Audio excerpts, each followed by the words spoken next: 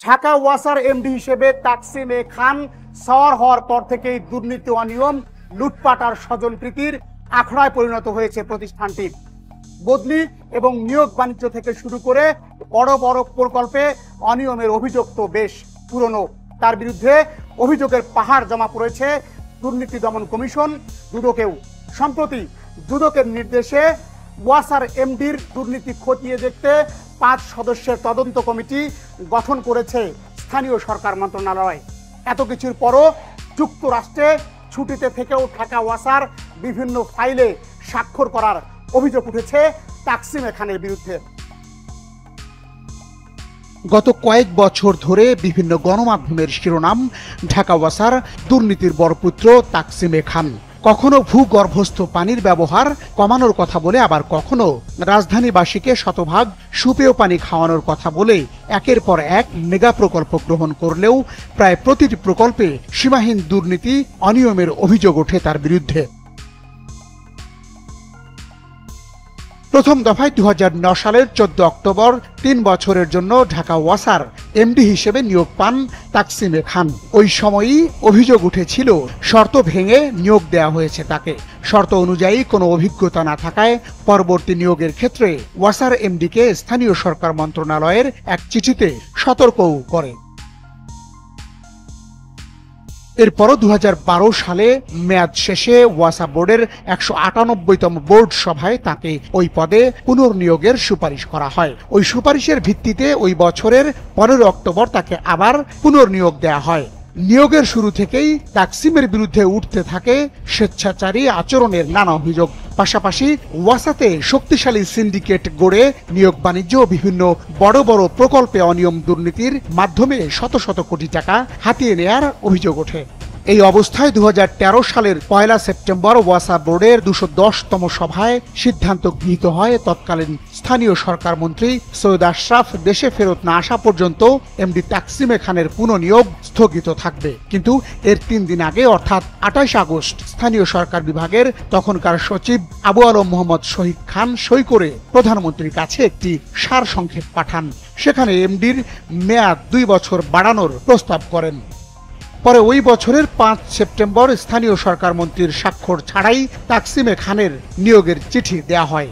ওই দিনই জারি করা হয় প্রজ্ঞাপন। নিয়োগপত্রে বোর্ডের 1 বছর আগের করা 198তম সভার সুপারিশ দ্বিতীয়বারের মতো ব্যবহার করা হয়, অথচ বোর্ড ওই সুপারিশকে তামাদি বলে উল্লেখ করে।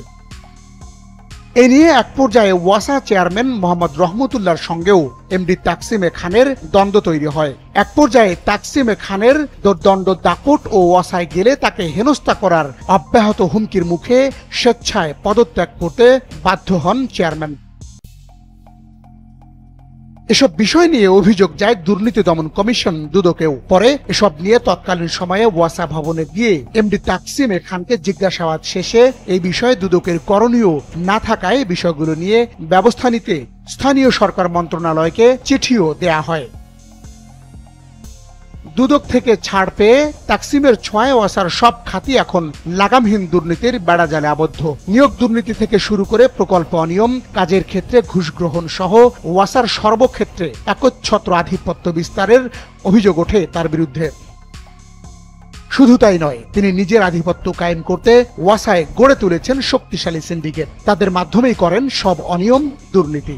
ঢাকা ওয়াসা বোর্ড ও মন্ত্রণালয়ের নির্দেশ উপেক্ষা করে অবৈধভাবে নিয়োগ দেয়া 2 জন উপদেষ্টার বিষয়ে স্থানীয় সরকার মন্ত্রণালয়ের পক্ষ থেকে বারবার চিঠি দেওয়া হলেও তারাও আছেন বহাল তবিয়তে। এরপর থেকে ওয়াসায় তিনি এতটাই ক্ষমতাধর হয়ে ওঠেন যে সংশ্লিষ্ট মন্ত্রী কিংবা মন্ত্রণালয়ের আদেশ নিষেধেরও তোয়াক্কা করেন না তিনি।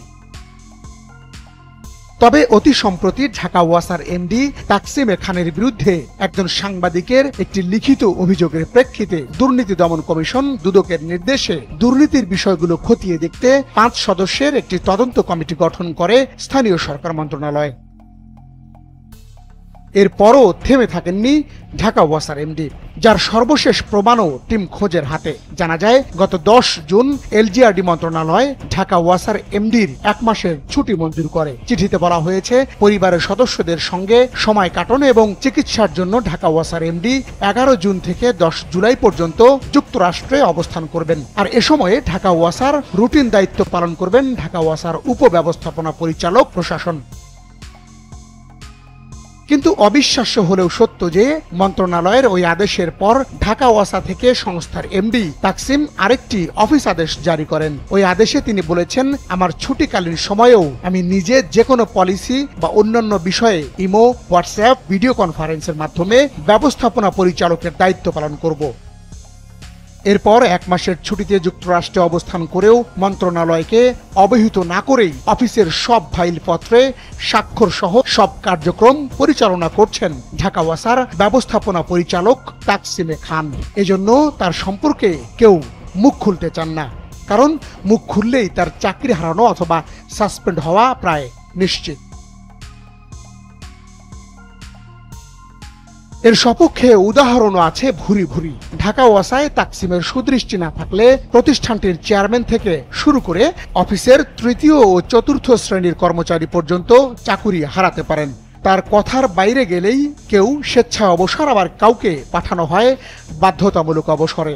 আর কথা শুনলে অফিস না করেও বাসায় বসে পেয়ে যান বেতনের টাকাও। পরিচয় গোপন রাখলে ঢাকা ওয়াসার অনেকে কথা বলবেন তার বিরুদ্ধে। তার বিরুদ্ধে কথা বলায় হেনস্থার শিকার হওয়াদের একজন ঢাকা ওয়াসার সাবেক প্রকৌশলী রবিউল কাইজার। কোনো ধরনের রাগ ঢাক না রেখেই টিম খোঁজের সাথে বেশ খোলামেলাভাবে কথা বলেন তিনি। পদ্মা যশোলদিয়া থেকে পানি ঢাকা ওয়াসায় আসতেছে না, অথচ সব কাজ তাদের কমপ্লিট টেস্ট কমিশনে তারা করে ফেলছে 3 মাস যাবৎ, কিন্তু কিছু হয়নি। তো এগুলোর চরম দুর্নীতি, এবং এটা হাজার কোটি টাকার, কয়েক হাজার কোটি টাকার প্রজেক্ট। এই টাকাগুলো তারা আত্মসাৎ করতেছে এবং অন্যায় করতেছে এবং দেশকে ধ্বংসের দিকে দিয়ে যাচ্ছে।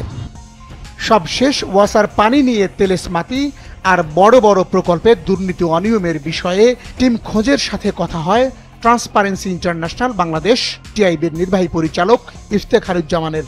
তিনিও জানান, ওয়াসার শীর্ষ কর্তা ব্যক্তিদের স্বেচ্ছাচারিতার কারণে বড় বড় প্রকল্প নিয়ে দুর্নীতি অনিয়মের অবসান হয়নি।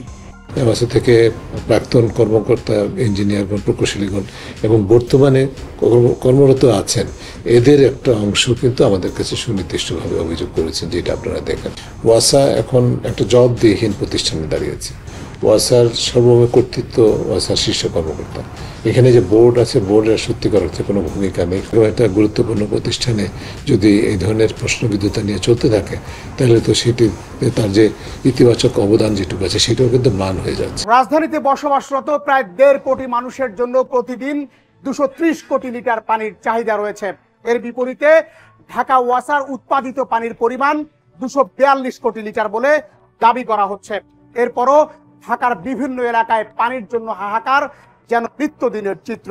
এ তো গেল সরবরাহের কথা, এবার আসা যাক মানের কথায়। সম্প্রতি ঢাকা ওয়াসার এমডি তাকসিমে খান ওয়াসার পানিকে বিশুদ্ধ এবং সুপেয় বলে আখ্যা দিলেও এই পানি দিয়ে তৈরি শরবত খেতে রাজি হননি তিনি নিজেই। কেন রাজি হননি তা অবশ্য প্রকাশ পায় উচ্চ আদালতে ওয়াসার দাখিল করা এক প্রতিবেদনে। সেখানে বলা হয়, এখনও রাজধানীর প্রায় 59টি এলাকার পানি দূষিত। ভূমিকার ভ্রমণ এখানেই শেষ। চলুন সবাই মিলে অনুসন্ধানের চরকায় তেল ঢালা যাক। প্রায় 2 কোটি মানুষের শহর রাজধানী ঢাকা। বর্তমানে রাজধানীর বিশাল এই জনগোষ্ঠীর জন্য প্রতিদিন 230 কোটি লিটার পানির চাহিদা রয়েছে বলে জানায় ঢাকা ওয়াসা। তবে বর্তমানে পানির চাহিদার তুলনায় ওয়াসার উৎপাদন ক্ষমতা বেশি বলে দাবি করা হয়, কিন্তু বাস্তবতা সম্পূর্ণ ভিন্ন। টিম খোঁজের অনুসন্ধান ও বিভিন্ন গবেষণা বলছে, চাহিদা মতো ওয়াসার পানি পান না রাজধানীর অর্ধেক মানুষ। যারা পান তারাও অসন্তুষ্ট পানির মান নিয়ে। এ নিয়ে চলতি বছরের এপ্রিল মাসে টিআইবির পক্ষ থেকে ঢাকা ওয়াসা সুশাসনের চ্যালেঞ্জ ও উত্তরণের উপায় শীর্ষক এক গবেষণা প্রতিবেদন প্রকাশ করা হয়। প্রতিবেদনে ওয়াসার অনিয়ম ও দুর্নীতি ছাড়াও ঢাকা ওয়াসার পানি সুপেয় নয় উল্লেখ করে নিম্নমানের কারণে 93% গ্রাহক বিভিন্ন পদ্ধতিতে পানি পানের উপযোগী করার কথা জানায়। এর মধ্যে 91% গ্রাহকই পানি ফুটিয়ে বা সিদ্ধ করে পান করে। গৃহস্থালী পর্যায়ে পানি ফুটিয়ে পানের উপযোগী করতে প্রতি বছর আনুমানিক 332 কোটি টাকার গ্যাসের অপচয় হয় বলেও জানায় টিআইবি। প্রতিবেদন প্রকাশের পর এই নিয়ে প্রতিক্রিয়া জানাতে সংবাদ সম্মেলন করেন ঢাকা ওয়াসার এমডি তাকসিম এ খান। এ সময় ঢাকা ওয়াসার পানি শতভাগ সুপেয় ও বিশুদ্ধ দাবি করে টিআইবির প্রতিবেদনকে নিম্নমানের, ঢালাও এবং স্ট্যান্ডবাজি বলে উল্লেখ করেন তাকসিম এ খান। ঢাকা ওয়াসার পানি 100% সুপেয়। ঢাকা ওয়াসার এমডির এই বক্তব্যের 3 দিনের মাথায় কারওয়ান বাজারের ওয়াসা ভবনের সামনে প্রতিবাদ জানান বিভিন্ন ব্যক্তি ও প্রতিষ্ঠান। এই সময় ওয়াসার এমডির জন্য লাইনের পানি দিয়ে শরবত বানিয়ে নিয়ে এসে ব্যতিক্রমী প্রতিবাদ জানান রাজধানীর জুরাইন এলাকার বাসিন্দারা। পরে বিষয়টি নিয়ে ওয়াসার এমডির সাক্ষাৎ না পেলেও তার পক্ষে কথা বলেন একজন পরিচালক। এ সময় সমস্যা সমাধানের আশ্বাস দিলেও তারও দাবি ওয়াসার পানি সুপেয়। তবে এই ঘটনার 1 মাসের মাথায় অর্থাৎ 2019 সালের 19 মে উচ্চ আদালতের নির্দেশে পানি নিয়ে একটি প্রতিবেদন দাখিল করে ঢাকা ওয়াসা। সেখানে উল্লেখ করা হয় ঢাকা ওয়াসার 10টি মডস জোনের 59টি এলাকার পানি দূষিত। গ্রাফিক্স বন্দি সেই তালিকায় একবার চোখ বুলিয়ে নিন। এদিকে একই দিন ওয়াসার পানির মান নিয়ে স্থানীয় সরকার মন্ত্রণালয় থেকেও উচ্চ আদালতে একটি প্রতিবেদন দাখিল করা হয়। সেখানে জানানো হয় ঢাকা ওয়াসার পানি পরীক্ষায় 5 সদস্যের একটি কমিটি গঠন করা হয়েছে। পরে উচ্চ আদালতে দাখিল করা ওয়াসার তালিকা ধরে অনুসন্ধানে নামে টিম খোঁজ। প্রাথমিক গন্তব্য দুর্গন্ধ ও ময়লা পানি সরবরাহের জন্য আলোচিত রাজধানীর কদমতলীর রসুলবাগ। সরু অলিগলি পেরিয়ে টিম খোঁজ পৌঁছে যায় জিয়া সরণি এলাকায়। অভিযোগ আছে এই এলাকার প্রায় প্রত্যেকটি বাড়িতে ওয়াসার লাইনে সরবরাহ করা হয় ভয়ানক দুর্গন্ধযুক্ত কালো পানি, যে পানি পান করা তো দূরে থাক, দৈনন্দিন কার্যক্রমও করা যায় না। পানির এই সমস্যাও সাময়িক নয়। গত 3-4 বছর ধরেই ওয়াসার লাইনে এই এলাকায় এমন ব্যবহার অনুপযোগী পানি আসছে। এলাকাবাসীর পক্ষ থেকে বারবার অভিযোগ করেও মেলেনি সুরাহা। বিল পরিশোধ করেও এরকম পানি আসায় বাধ্য হয়ে অনেকে আশপাশের মসজিদ থেকে ডিপ টিউবওয়েলের পানি সংগ্রহ করে দৈনন্দিন কার্যক্রম রান্নাবান্না করছেন। আমরা তো প্রতি মাসে বিল দিই। আবার শুধু এই বাড়িগুলো নয়, এই এলাকার প্রায় প্রত্যেকটি বাড়িতে ওয়াসার সরবরাহ করা পানির একই অবস্থা। অনেক পরিবারের তরুণ যুবক না থাকায় বাধ্য হয়ে বয়স্করাও দূরের মসজিদ থেকে পানির কন্টেইনার বহন করে পানি সংগ্রহ করেন। ময়লা পানিগুলা ব্যবহার করতে করা পারম পানি ওই যে বাইরেতে নাই না লই। ওয়াসার এমডির দাবি করা সুপেয় পানির নমুনা যদি এই হয়, তাহলে ওয়াসা কর্তৃপক্ষ কেন এসব পানি পান করতে রাজি হন না, এই প্রশ্ন তোলেন অনেকে। 1 গ্লাস পানি খাই যাও, কিন্তু আমরা খামু, হেরা যখন বলে ভালো পানি, তো ভালো পানিতে হেরা 1 গ্লাস খাই যাও। পরে এই এলাকার আরো অসংখ্য বাড়িতে ঘুরে ওয়াসার লাইনের পানির একই চিত্র দেখতে পাওয়া যায়। কেউ কেউ জানান গভীর রাতে মাঝে মাঝে একটু পরিষ্কার পানি আসে, তাই অনেকে রাত জেগে অপেক্ষায় থাকেন সেই পানির জন্য গোসল হয় না, ঘুম হয় না। কোনো দিন একটু ভালো পানি আসলেও পারে, তাও গন্ধ। জুরাইন এলাকায় পানি নিয়ে টিম খোঁজের অনুসন্ধান চলতে চলতে দেখা হয় ওয়াসার এমডির জন্য সুপেয় পানির শরবত নিয়ে যাওয়া মিজানুর রহমানের সাথে। দীর্ঘদিনের আন্দোলন প্রতিবাদ কর্মসূচির পরও ওয়াসার পানি নিয়ে কোনো প্রতিকার পাওয়া যাচ্ছে না বলেও অভিযোগ করেন তিনি। কোন এলাকায় আগে পানি আসতে বা কম আসতে যেত, একটা সময় কোনো এলাকায় পানি বন্ধ হয়ে গেল, আবার কোনো এলাকায় ময়লা পানি আর বেড়ে গেল, আবার যেগুলো সমস্যা ছিল সেগুলো তো ছিলই। পরের গন্তব্য যাত্রাবাড়ির ধরাইপাড় এলাকায়। এখানেও যথারীতি একই অভিযোগ। এই এলাকার বেশ কয়েকটি বাড়ি ঘুরেও কালো দুর্গন্ধযুক্ত পানি দেখা গেল। অনেকে বাধ্য হয়ে দীর্ঘদিন এই পানি ব্যবহারের কারণে নানা অসুখে ভুগছেন বলেও অভিযোগ করেন। এই পানিতে গোসল করলে গা চুলকায়, মাথা চুল লাল হয়ে যায়, উঠে পড়ে। বেশিরভাগই ময়লা পানি হয় পাই, এবং এটা খাওয়ার অনুপযুক্ত, খাওয়া যায় না। আবার কিছু কিছু বাড়িতে গিয়ে দেখা যায় পানি দেখতে কিছুটা স্বচ্ছ হলেও সেগুলো খুবই দুর্গন্ধযুক্ত। আবার অনেক সময় এরকম পানি পাওয়াও যায় না বলে অভিযোগ তাদের। পানি অনেক ময়লা আসে, তো বাচ্চাদের খাওয়াইতে পারি না, তো দুর্গন্ধ হয়। মানে বেশিরভাগই ময়লা থাকে, অনেক সময় খাওয়া হয় না, পানি গন্ধ চলে। এবার আসা যাক রাজধানীর যাত্রাবাড়ির মীর হাজিরবাগ এলাকায়। এই সড়কটি পাইপ রাস্তা নামে পরিচিত। এখানকার ওয়াসার সরবরাহ করা লাইনের পানিও দুর্গন্ধযুক্ত ও দূষিত বলে অভিযোগ স্থানীয়দের। ওই গন্ধ হয়, একটা পয়সা ময়লার গন্ধ যেমন এমন গন্ধ হয়।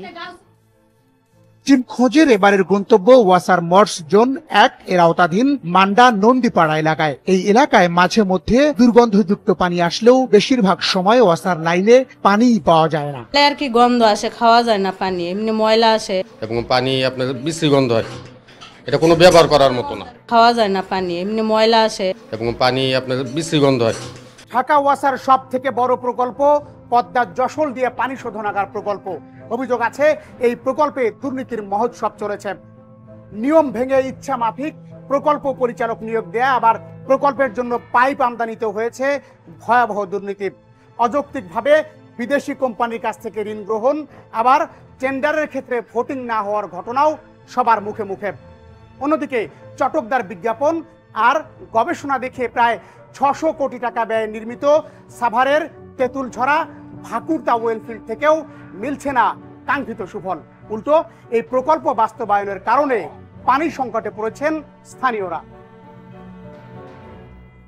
2021 সালের মধ্যে ঢাকা ওয়াসার মোট উৎপাদনের শতকরা 70% পানি ভূ উপরিস্থ উৎস থেকে সংগ্রহের লক্ষ্যে ঢাকা ওয়াসার এমডি তাকসিমে খানের সময়ে বেশ কয়েকটি মেগা প্রকল্প গ্রহণ করা হয়। এর মধ্যে রাজধানীবাসীর বিশুদ্ধ পানির চাহিদা মেটাতেই প্রধানমন্ত্রীর নির্দেশে অগ্রাধিকার ভিত্তিতে মুন্সিগঞ্জের পদ্মা যশোল দিয়া পানি শোধনাগারটি নির্মাণের উদ্যোগ নেওয়া হয়।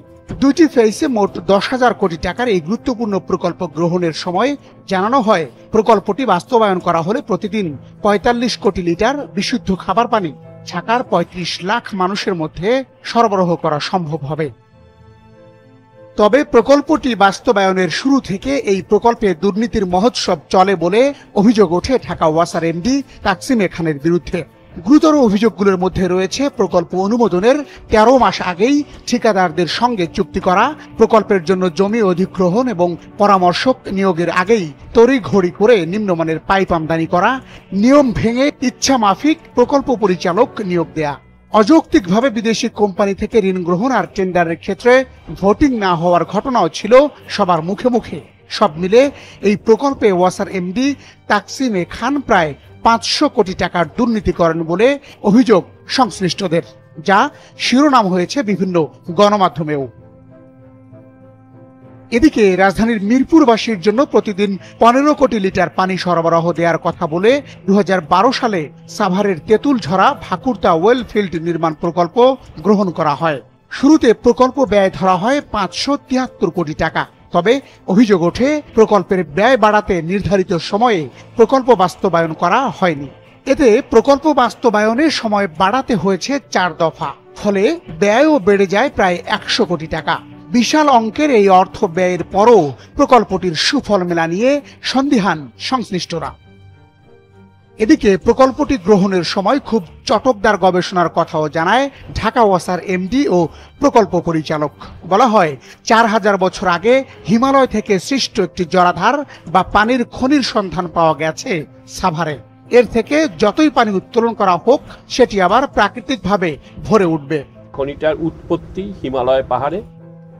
প্রকল্পগুলোর সার্বিক অবস্থা জানতে অনুসন্ধানের মাঠে টিম খোঁজ। এবারের গন্তব্য সাভারের তেঁতুলঝরা ভাকুরতা প্রকল্প। স্পটে পৌঁছে প্রকল্প এলাকা ঘুরে দেখার আগেই এলাকাবাসীর কাছ থেকে প্রকল্প নিয়ে বেশ কিছু অভিযোগ পায় টিম খোঁজ। প্রকল্পটি থেকে পানির রাজধানীতে সরবরাহ করা হলেও এই এলাকায় পানির সংকট হবে না বলে জানানো হলেও এলাকাবাসীর অভিযোগ ভিন্ন।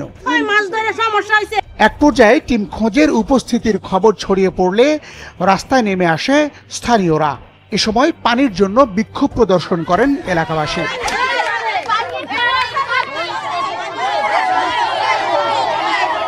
পরে বিভিন্ন শ্রেণী পেশার অসংখ্য নারী পুরুষ পানি ছাড়া দুর্বিষহ জীবনের কথা তুলে ধরে এই বিষয়ে প্রধানমন্ত্রীর হস্তক্ষেপ কামনা করেন, যাতে মাননীয় প্রধানমন্ত্রী শেখ হাসিনা আমাদেরকে একটু হেল্প করে। আমরা আবেদন জানাচ্ছি তিনি যেন জরুরি ভিত্তিতে এই ওয়াসা অভিশাপ থেকে আমাদের মুক্তি দেন। আমরা ওখানে পানি বিনা মরে যেতেছি, আমরা এই বাগুর থেকে মানুষ কেন, কারণটা কি?